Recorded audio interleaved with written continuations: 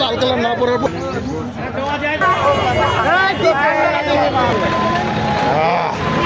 Hello guys, আসসালামু আলাইকুম, welcome to another blog. So বন্ধুরা কেমন আছেন? আশা করি ভালো আছেন। সো আজকে আমরা চলে আসলাম খুশালডাঙ্গা গরুর হাটে।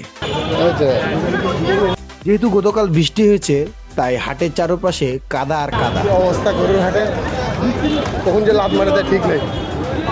ঈদুল আজহা উপলক্ষে হাটটি এখন বেশ জমজমাট। চারিদিকে শুধু ক্রেতা ও বিক্রেতাদের ব্যস্ততা, বিভিন্ন জাতের গরুর সমাহার।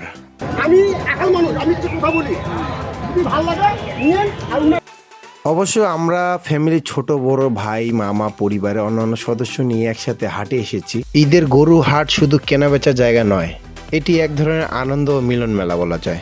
তাই সবাই মিলে হাটের পরিবেশ উপভোগ করছি আর বিভিন্ন গরু ঘুরে ঘুরে দেখছি।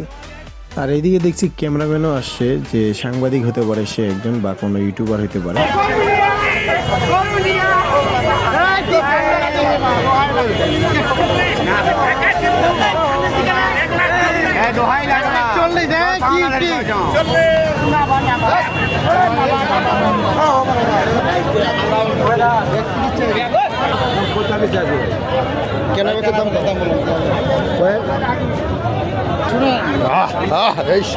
যেদিকে বামডান খালি গরু ডিস আমার লাল কালার না পড়ার পরে তো আরো ভেজাচ্ছে।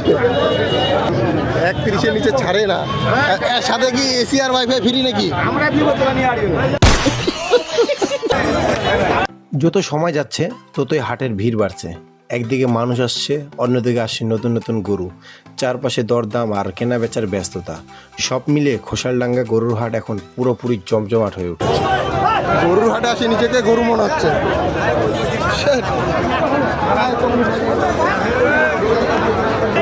যে গরুর দাম চাচ্ছে মনে হচ্ছে গরুর সাথে একটা ফ্ল্যাট ফ্রি দিবে।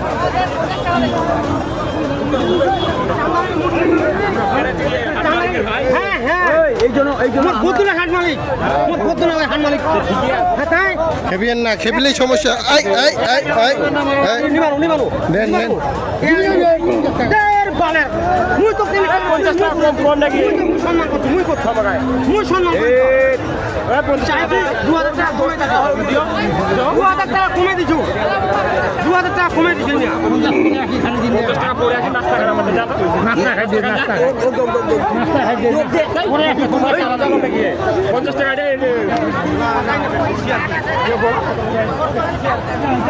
হাটে আসার পর বুঝলাম গরু খুঁজে পাওয়া সহজ, কিন্তু নিজের লোক খুঁজে পাওয়া খুব কঠিন।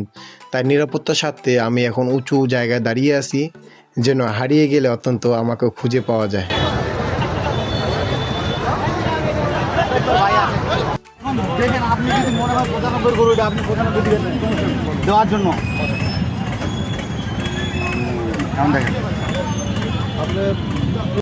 হাটের লোকজন দেখে গরুর মাথা গরম হয়ে মনে হয় পুকুরে নেমে গেছে। আর নেমে গেছে, তার পাশাপাশি দেখি তার মালিকও এখন কি করবে, টানে টানে উঠাতে পারে না, তাকেও নামতে হলে শেষমেশে পুকুরে।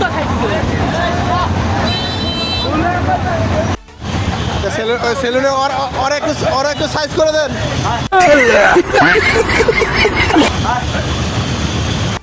ওইভাবে রাখে দাম দর করা। কিনা শখ মিটে গেছে নাকি? হ্যাঁ মাফি, গরু কিনার শখ মিটে গেছে?